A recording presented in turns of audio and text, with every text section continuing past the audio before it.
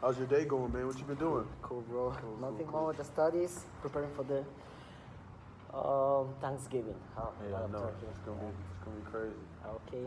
So actually today we'll be doing our final video reflection, which is about our communication class. So we'll be talking about our prompts, that they gave us in class, and we're going to talk about all we've learned and how we can use it to better our communication. So first of all, according to the prompts, I have the questions right here, and I'll just go accordingly. So I'll introduce myself first. My name is Jedediah. I'm a COMS student at El Camino, and you are? LeBron James, you know, aka Darlington. I know, huh? All right, Darlington, that's so funny.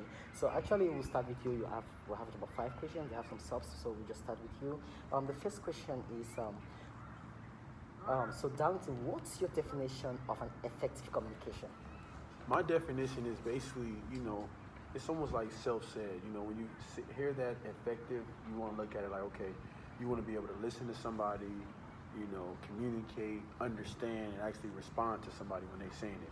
You need all those key traits to make it seem like you're an effective communicator or even an effective listener. But that's my definition of something. Like, for example, if you was to ask me something, instead of me just sitting here like this, I'll ask you questions. I'll give my feedback. Depending on our relationship, I'll give you certain answers or certain questions about a certain topic or whatever we're talking about. Oh, that's perfect. Wow. Me too, actually. Those are the key 3 things. You just need to listen, try to understand what the person's saying so that you can respond and, give a positive response. Yeah. Yeah. So basically, how has learning about interpersonal theory helped you understand your own communication practices, the practices of others, and what advice would you give to others to improve the communication? Oh, wow. So actually, interpersonal communication has helped me a lot. Actually, when I started this course, I had a lot of flaws in my manner of communication. First of all, it has helped me in the way I perceive others. Like in chapter 3, I think chapter 3 we talk about perception and whatever. Perception, actually, I had pretty much very wrongly perceive others. So sometimes I perceive others wrongly, but I tend to realize because of communication that people have different way of interpreting communications due to their culture, due to their language, so I really tend to now try to understand them and arrange my way of perceiving others. And also understand is we have ways we try to listen. Sometimes I don't really listen to people because I'm influenced by my psychological noise. I have other barriers like psychological barrier, like I said, and perception barrier, all those things. So we try to influence the way. Now I try to understand people, listen to them more, and try to also respond to them in a better way. So, and the also advice I'll try to give to people is first advice is try to listen to people. It's always important to listen. Listening is the key of communication. If you don't listen, you will not understand, and if you don't understand, you cannot respond. So that's the key. That's the only advice I want to give to people. Listen, try to understand, and try to also work on your perception and the way you talk and think about the way people behave. Understand, like in China, they always say China's people from China are rude, but maybe it's because of the tone of the language. Automatically it comes in the rude form.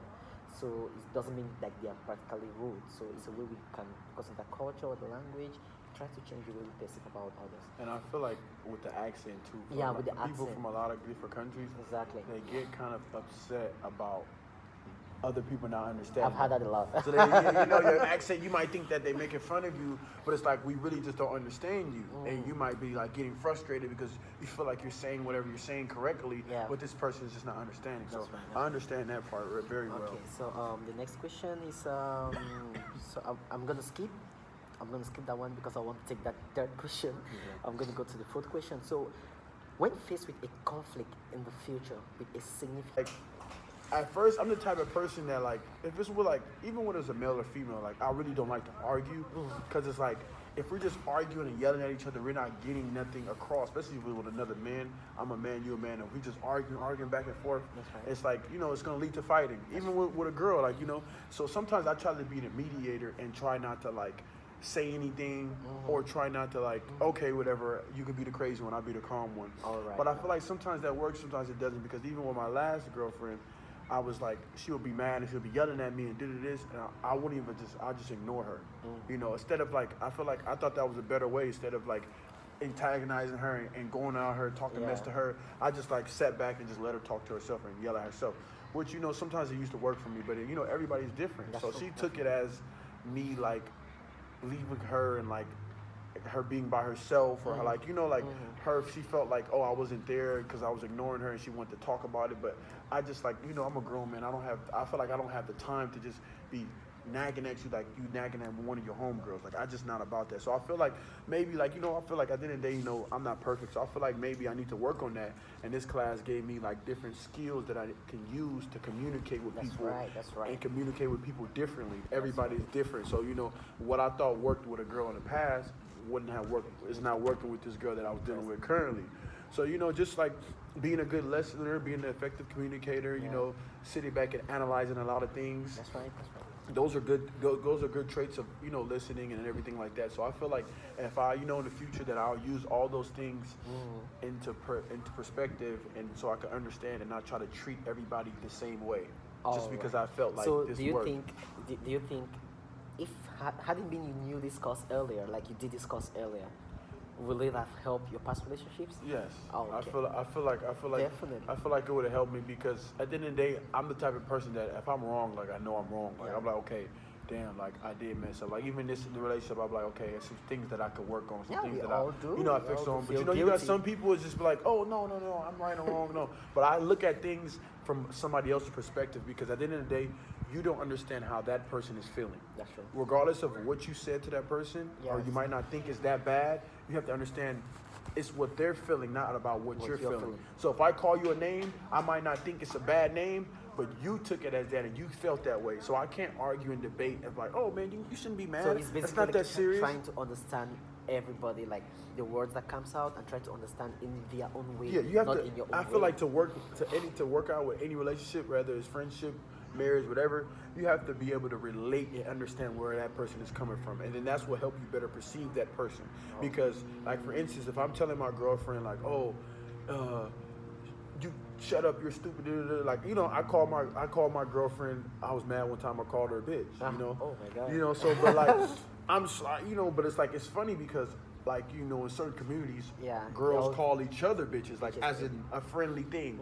So people might see that and be like, oh, okay, he's saying that or they saying that, it's okay. Yeah. Just like for example, me and you are black, we call each other niggas. So people would take that as they can say it also.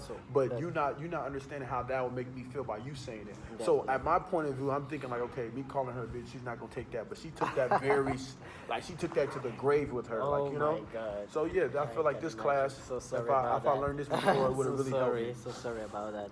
Okay, so I skipped the third question. Sorry for the love story. Oh man, this is still going. Oh no, damn. It's still going. Sorry for the love story. It has a low battery. But so this is one of the questions that I'm going to ask you. In being self-reflexive about your communication practices, what are a couple of areas for your improvement in your own communication? How might you improve those?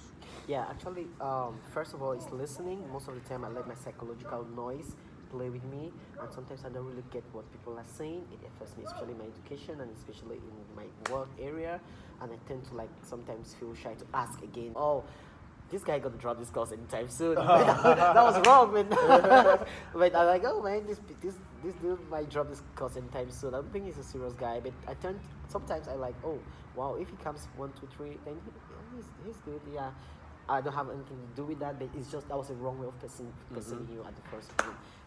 I'm from America. I'm from Africa, so definitely that should be normal. But I don't know why. You didn't know. What did you know? I was from Africa. Yeah, actually, I knew you were from Africa, and I knew you were from Jamaica. You thought I was Jamaica? Jamaican because of my the hair? hair. So I was okay. wrongly perceiving you, but and when you got the accent, like it's flowing rather than us Africans. Yeah, so yeah, just come in and everything openly. And Yeah, when not you too told many me- people know that I'm like African. They're like, because yeah. I don't have the accent, so people don't know it. Yeah. So the last question, I'm gonna take that if you don't mind. Okay. Mm-hmm. What are your 2 favorite dimensions of interpersonal theory and why? All right. Yes, these are my 2 favorite dimensions. I still insist on listening.